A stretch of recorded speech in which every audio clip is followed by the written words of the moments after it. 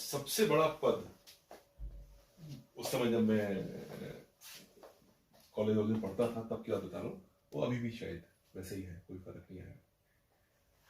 सबसे बड़ा पद जो हमारे यहाँ होता था वो आर्मी में, फौज में जो है सोल्जर का, या पुलिस में सिपाही का। इससे ऊंचा पद हमारे गांव में कोई है ही नहीं।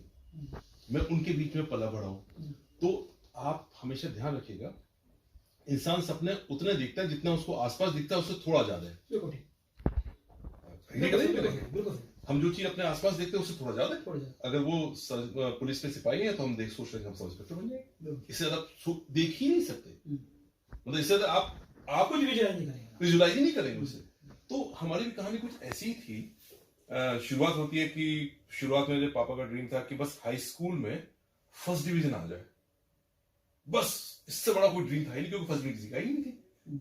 तो मेरी आ गई फर्स्ट डिवीजन, तो बड़े खुश हुए इस बात से। उसके बाद था कि अब 12th में भी आ जाए, तो 12th में भी आ जाए। उसके बाद फिर मैं एडमिशन लेने गया बीएससी में। तो एटा में जहां मैं पढ़ता था वहां पे बीएससी का कोई कॉलेज नहीं है, बीएससी का कोई कॉलेज था ही नहीं, मतलब थोड़ा सा बैकवर्ड डिस्ट्रिक्ट है। अभी भी है या नहीं मुझे पता नहीं, मतलब अब तो बहुत दिनों से आना जाना नहीं हुआ, लेकिन उस वक्त जो है बीएससी करने के लिए आपको बाहर ही जाना था। तो पहली बार मुझे जिसे कहते हैं ना जिंदगी के पहले झटके तब लगे जब बीएससी में एडमिशन के लिए दिल्ली में एक बार गया था। तो कॉलेज में गया तो फॉर्म हम ले लेते थे, पैसे दे दिए, फॉर्म ले लिया, अपना फॉर्म भरा, और पता चल जाता था कि एडमिशन तो होना नहीं है, क्योंकि जो कट ऑफ लिस्ट है वो सीबीएसई बोर्ड की हुआ करती थी। हम तो यूपी बोर्ड के, वो भी हिंदी भाषी। तो हम लोग का जो टॉपर होता था वही 85% पे होता था, वहां पे सिलेक्शन 95 पे होता था। तो मतलब, लेकिन ये सोच के शायद यूपी बोर्ड को कंसीडर कर लेंगे, एडमिशन फॉर्म भर देते हैं, ये सब प्रोसेस चल रहा था। तो एक कॉलेज में हम पहुंचे तो बस से जाते थे, एटा से बस जाती थी तो 9 घंटे लगते थे, 25 रुपए गाँव में नहीं, एटा से दिल्ली, एटा से दिल्ली बस से जाते थे, 9 या 10 घंटे लगते थे उसमें, और 25 रुपए किराया लगता था। और मुझे अभी भी अच्छे से याद है। तो सुबह जाके आईएसबीटी में जाके अपना मुंह धोया और अपना किसी से पूछ पाछ के कॉलेज नॉर्थ कैंपस पहुंच गए। वहां पे एक जिंदगी का बहुत झटका ये लगा था कि एक कॉलेज में जब पहुंचे तो थोड़ा सा थके हुए थे, रात भर की जगह हुए, नींद भी नहीं आई। तो शक्ल देख के बोलता है कि तुम कहाँ से आए हो? मैंने बताया कि सर नहीं, ये भी नहीं बोला कहाँ से हो, बोला तुम यूपी से आए हो, बिहार से आए हो, शक्ल पे लिखा था। तो मैंने कहा मैं यूपी से आया हूँ। बोला अच्छा क्यों आया हो? कि एडमिशन लेना है। फॉर्म चाहिए? मैंने कहा उसने पूछा फॉर्म चाहिए? मैंने कहा हाँ जी फॉर्म चाहिए। तो वो आदमी आई डोंट नो उसके दिमाग में क्या था, तो 1-2 मिनट बात करके कहता चल रुको मैं आता हूँ। ही केम आउट, विंडो जो होते हैं क्लर्क जो होते हैं, वो क्लर्क ही रहा होगा बाबू।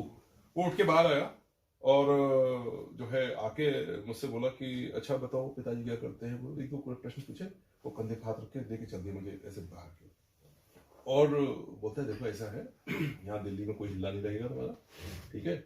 माँ बाप ने जो कमाया है बर्बाद हो जाएगा, ठीक है? और जेब से 2 रुपया निकाल के सुन दिया। कौन सी साल की बात हो गई है? ये बात है 88 की। 2 रुपया निकाल के दिया कि यहाँ से मुद्रिका जाती है कोई बस, तुम बैठो सीधे आईएसबीटी जाओ। तो मैं आके बैठ गया बस में। अब मुझे बड़ा रोना है, अब बहुत छोटा था, 15-16-17 साल का मुश्किल से उम्र है, बड़ा रोना है मुझे। तो 1-2 आंसू निकल गए बस में। अड़ोसी पड़ोसी ने देखा तो फिर कंट्रोल किया अपने आप को, कोई बात नहीं, जिंदगी का फलसफा है, देखना पड़ता है। फिर थोड़ा और आगे गए तो आईएसबीटी आ गया। तो आईएसबीटी में जाके कुछ खाने वाने को लगा, तो वहां पे एक कुछ खा रहा था मैं, तो उस जमाने में एक पिक्चर आई थी, उसका नाम था कयामत से कयामत तक। उसका गाना बज रहा था, आमिर खान वाला गाना बज रहा था। पापा कहते हैं बड़ा नाम करेगा, वो गाना बज रहा था। और मुझे वहां बिजली भगा दिया गया, फॉर्म तक नहीं मिला। मेरे ऐसे आंसू निकलना शुरू हुए वहां पे बैठे बैठे, तो फपक के लोग पड़ते हैं। तो अब लोग इकट्ठे हो गए आसपास की, आप अरे क्या हो गया बच्चे, कुछ पैसे वैसे खत्म तो नहीं हो गए? पर्स छिन जाता तो लोग रोते हैं। तो ऐसे करके मैं वहां रो पड़ा, मतलब यंग बॉय स्क्रीनिंग हो गई। तो वही होता ना कि जिंदगी में, मैं आपको एक बात बताऊं संजय भाई, कि जिंदगी में अगर आपकी बेइज्जती नहीं हो रही है ना, कोई आपका मजाक नहीं उड़ा रहा है ना, तो आप मान के चलो आप कुछ अच्छा कर भी नहीं रहे हो। क्योंकि जब जब आप अच्छा करोगे या आप कुछ वर्थवाइल करोगे तो आपका मजाक उड़ेगा, आपकी बेइज्जती की जाएगी, आपके पीछे प्रोपेगेंडा खड़ा किया जाएगा कि ये क्यों कर रहा है। तो बस उसे डरना नहीं है, हिम्मत से काम लेना है। एक और वाक्य जो बहुत जुड़ा हुआ है, किसी दरोगा ने कुछ शब्द कह दिया पिताजी को, वो इसके बाद का वाक्य है। पहले तो यहाँ शायद टर्निंग पॉइंट आईपीएस वाला। हाँ, उसके बाद फिर ये था कि इसका पॉइंट का ये हुआ कि दिल्ली विल्ली घूमने से ना थोड़ा सा मुझे समझ में आ गया कि इंजीनियरिंग एग्जाम कैसे दिए जाते हैं। हम लोग 12th तक यही नहीं जानते थे कि आईटी होती क्या है। डिडंट नो, सी मैंने तो कहा छोटा सा जिला, छोटा गांव, हाँ, जानते ही नहीं थे कि आईटी होती क्या है। लेकिन हाँ, जो एक साल खाली रहा उसमें ना खूब लोगों से मिला, तो खूब हार्ड वर्क किया। और मैं बिल्कुल ईमानदारी से बताऊंगा सारी बातें, उस वक्त ड्रीम सिर्फ इतना सा था कि कहीं भी एडमिशन हो जाए, मतलब आईटी रुड़की, ये तो बहुत बड़े नाम थे भाई। हमारा तो ऑर्डिनरी बीएससी कॉलेज वाला था, एडमिशन नहीं दे रहा। तो हम तो सोचते थे कि कोई बिल्कुल घटिया से घटिया कॉलेज में बस हो जाए, हाँ, मतलब थोड़ी सी इज्जत बच जाएगी, नौकरी मिल जाएगी। नौकरी का था, नौकरी मिल जाएगी, थोड़ी सी 4 पैसे कमा लेंगे और क्या। तो नौकरी बड़ी छोटी वाली तब तक होती है सबसे, मतलब कि बस कुछ भी मिल जाए, कुछ भी मिल जाए, मतलब कुछ भी मिल जाए। इससे ज्यादा ड्रीम था ही नहीं, मतलब कहीं एडमिशन हो जाए, ये था, कहीं एडमिशन हो जाए। तो उसी क्रम में मैंने एग्जाम दिया था, एक पोस्ट भी लिखी थी। तो उसमें मैंने लिखा था कि मेरे पिताजी मुझे साइकिल पे बिठा के ले गए थे एग्जाम दिलाने के लिए, साइकिल वो भी मांगी हुई। तो उससे थोड़ा सा इंप्रेशन ये गया था कि क्या मैं ऐसे परिवार का हूँ जिसमें साइकिल भी नहीं थी। ऐसा नहीं है, दरअसल वो मेरी जो सेंटर था वो आगरा में पड़ा था।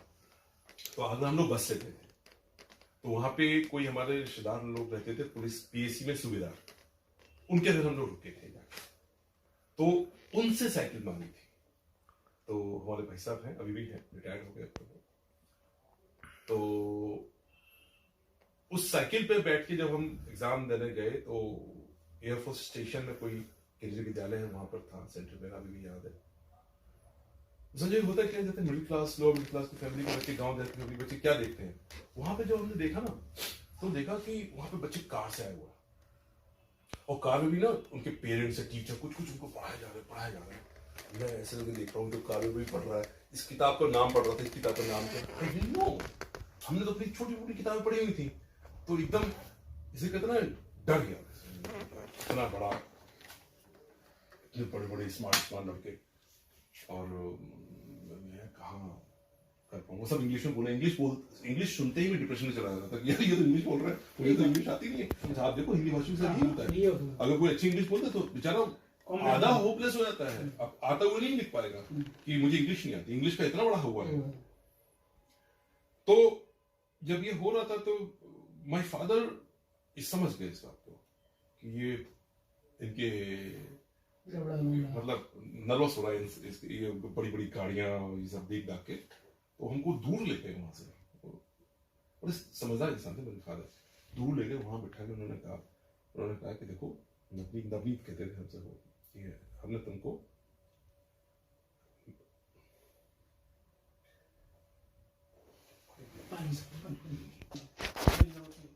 बढ़िया से एग्जाम। फिर उन्होंने कहा कि मैं अभी उधर खड़ा हुआ था, मैंने इनकी बातें सुन रहा था, बहुत से लड़के तो यहाँ से ताजमहल देखने आए, चिंता मत करो, एग्जाम दो। तो फिर मैंने हिम्मत करके एग्जाम दिया।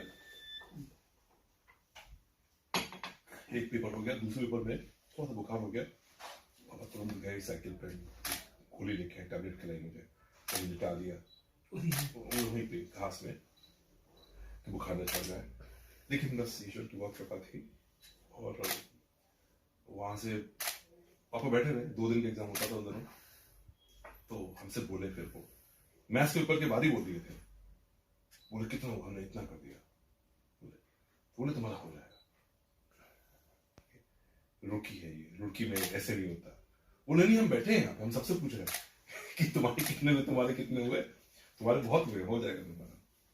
पिता की मेहनत और पिता का सपना था। हाँ। वो शायद ईश्वर की कृपा से बहुत नाजुक विषय है ये सिजेरा जी के लिए। पिता को बहुत प्यार करने वाले अफसर हैं वो। मैंने उनकी पर्सनल जिंदगी में, मुझे इंटरव्यू के बीच में पूछने नहीं चाहिए सवाल, लेकिन ये सवाल इसलिए मैं पूछ रहा हूँ कि खास तौर से नौजवान पीढ़ी और जो रिश्ते आज टूट रहे हैं, पिता का पुत्र से रिश्ता बहुत अलग अलग हो गया है।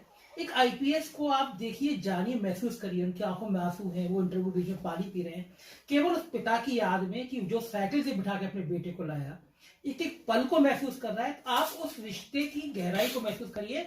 और इस दौर में इस आईपीएस के अलावा एक पिता पुत्र की कहानी, इसीलिए मैं इस इंटरव्यू को ब्रेक नहीं कर रहा हूँ बीच में, भले वो ना सिकेरा जी ना समय भावुक हो रहे हैं। सिकेरा जी, मैं सॉरी, मैं आपको इसलिए बता रहा हूँ, लेकिन इस दौर में पिता और पुत्र का रिश्ता, जब आप लोग को सब कुछ भौतिकता में बह गया है, एक कोई इंसिडेंट मुझे याद आ रहा है, किसी दरोगा ने कुछ पिताजी ने क्या, वो जब मैं शायद आपकी लाइफ पर टर्निंग पॉइंट था, रुड़की में चला गया था मैं, तो रुड़की मैंने पढ़ाई वढ़ाई शुरू कर दी।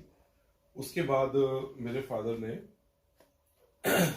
उनका रिटायरमेंट आना था, तो उन्होंने अपने रिटायरमेंट के बाद जो ग्रेचुटी वगैरह होती है वो सब से निकाल निकल के कहा कि चलो एक मकान बना लेते हैं। तो एक छोटा सा मकान जो है बनाना शुरू किया, तो प्लॉट लिया था, तो उस प्लॉट पे उन्होंने बना दिया। तो चूंकि वो ब्लॉक में ही थे, काम करते थे, तो ब्लॉक की जानकारी उनको ठीक ठाक थी, तो ठीक ठाक तरीके से उन्होंने अपने लिया। लेकिन कुछ थे उस वक्त पड़ोसी लोग, कुंडा भाई लोग, दादा भाई लोग, उन्होंने काफी प्रॉब्लम खड़ी कर दी। तो अल्टीमेटली जब ऐसी प्रॉब्लम खड़ी हो जाती है तो फिर आप पुलिस के पास ही जाते हैं। तो हम पुलिस के पास कभी कोई गए नहीं, बहुत डर। तो फिर मेरे फादर ने हमको फोन किया। उस जमाने फोन भी नहीं होते थे, तो फोन भी वो किसी क्या करो तो खबर कर देते थे कि वहां चले जाओ। तो मैं भी इंजीनियरिंग करके पास आउट हुआ ही था उसी साल। ये बात शायद 93 की है, हाँ 93 की, या 93 की है 94, दो में से एक है। मैं इंजीनियरिंग में पास कर चुका था। तो हम अकेले नहीं, 5-6 लोग मिलके गए थे।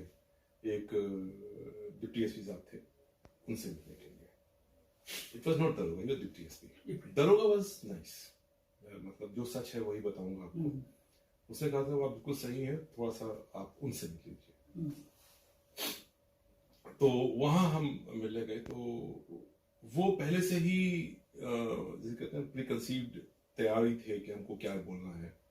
तो मेरे फादर ने जब उन्होंने बात की, तो मैं जगह ही नहीं थी खड़े होने की, मैं खड़ा हुआ था सिर्फ। तो उन्होंने बातचीत में मेरे फादर ने कहा कि सर देखो, जो लोग वहां झगड़ा कर रहे हैं, आप उनको बुला के उनसे पूछो कि तुम्हारा कोई पेपर है, कोई रजिस्ट्री है, कुछ होना चाहिए, लोकल स्टैंडर्ड क्या है। मेरे पास सब रजिस्ट्री है, आप देख लो एक बार। उनके पास क्या है वो आपको दिखा दे और आप देख। उनका अपना सीधा था कि मुझे कुछ नहीं पता, कि अगर झगड़ा हुआ तो मार की लाठी बंद कर दूंगा सबके सामने से। तो मेरे फादर ने ऐसे करके कागज दिए कि सर आप प्लीज एक बार देख तो लो। तो कागज मतलब ऐसे फेंक के मारा, वो ऐसे उड़ता हुआ उनके मुंह पे लगा के। वो बहुत कष्टदायक था। देखो होता क्या ना, कभी भी किसी बाप की उसके बेटे के सामने बेइज्जती नहीं करनी चाहिए। वो बहुत कष्टदायक था, उसको ऐसा नहीं करना चाहिए था। काम नहीं करो ठीक है, कोई बात नहीं, but don't insult my father. तो मेरे फादर ने फिर यही कहा कि देखो आप, मतलब सब लोग घबरा गए, तुमसे लाठी मार के बंद कर देंगे, सब बातें हुई और बहुत कुछ कहा उसने। मैं खड़ा हुआ था, तो मेरे फादर ने एंड में, देखो होता क्या कि उनके पास क्या था, कुछ भी नहीं, ले दे के मैं ही था, मैं इकलौता लड़का हूं और तो कोई था ही नहीं आगे पीछे। तो उन्होंने कहा कि सर आप मेरी मदद नहीं कर सकते तो कम से कम मेरी बेइज्जती मत करिए, मेरा लड़का भी रुड़की से क्लास 1 इंजीनियर, ये शब्द थे। तो दिस मैन ने जो है इतना गंदे तरीके से बोला, ऐसे इंजीनियर, अच्छा धौंस देते हो, मारे फिरते निकलो यहाँ से, बोला बाहर निकलो, कुछ गंदा बोला। तो बस पापा को हाथ पकड़ के बाहर बस ही ले आया, बाहर की बेइज्जती की जरूरत नहीं है, बाहर सकते हैं। फिर मैंने युवा था तो मैंने कहा पापा चिंता मत करो, ये 300 गज जमीन है, इसके पीछे आप लड़ रहे हो, आप मुझे समय दो। कॉन्फिडेंस आ गया था तब तक, रुड़की से आने का कंप्यूटर साइंस से था उस वक्त, वो कॉन्फिडेंस बहुत था कि अब तो, क्योंकि सी अच्छे कॉलेज जाने का फायदा ये होता है कि ना कि आपको ये पता होता है ये तो है बेस्ट, ये तो बेस्ट, तो इनको देख लिया आपने। मैंने कहा मैं 1 साल का समय दो, इससे बढ़िया जमीन खरीदेंगे, इससे बढ़िया घर बनाएंगे, आप चिंता मत करो। लेकिन तब एक बात समझ में आ गई थी मेरे उस वक्त, जब 3-4 दिन हो गए तो मेरे फादर का वेट एकदम से गिरना शुरू हो गया, नीचे आना शुरू हो गया। तो मेरी मदर को एहसास हो गया कि इनको ना कोई बात ऐसी चुभ गई है कि तब मैंने सोचा इस बात को, और उस दिन एक जिंदगी का बड़ा फलसफा समझ में आया, बचपन में जल्दी ही उम्र में समझ में आ गया कि हम लोग जो युवा होते हैं ना, हम लोग सपनों में जीते हैं, हम ये करेंगे, हम वो करेंगे, हम वो करेंगे। लेकिन एक बुजुर्ग रिटायर्ड आदमी के पास सपने नहीं होते, उसके पास यादें होती हैं। उनकी जो शानदार यादों की जर्नी थी ना, छोटे आदमी थे, बड़े इज्जतदार थे, कभी कोई जिंदगी में ऐसा काम नहीं किया कि किसी को सामने नजर झुकानी पड़ी हो। उनके आखिरी चैप्टर पे बड़ी बेइज्जती हो गई थी उनकी, और उसको वो जैसे कहता ना कि आपका जो रिस्पेक्ट था, इज्जत तो थी उनके पास, और क्या था वो आपने छीन लिया। वो भी किसके सामने? उसके अपने ही भतीजों के सामने, जिनको पढ़ा लिखा के बड़ा किया, जिनको बताया कि आप पढ़ो लिखो, आप न्याय से चलो, उन्हीं के सामने आप इज्जत होती है। तो इसे कहते हैं ना कि आपने उनका जो ऑनर होता है ना, रिस्पेक्ट, वो खत्म कर दिया, उसे आपके मन में ख्याल आया वो नहीं करना चाहिए। तो मैंने कोशिश की, उस वक्त के जो एसपी साहब, डीएम साहब, सबसे कुछ इसमें हो, जैसे आम आदमी जाता भागा फिरा, कुछ हुआ नहीं, अल्टीमेटली कुछ भी नहीं हुआ। फिर एक दिन जाके कहीं किसी मंदिर में मैं माँ का लेकर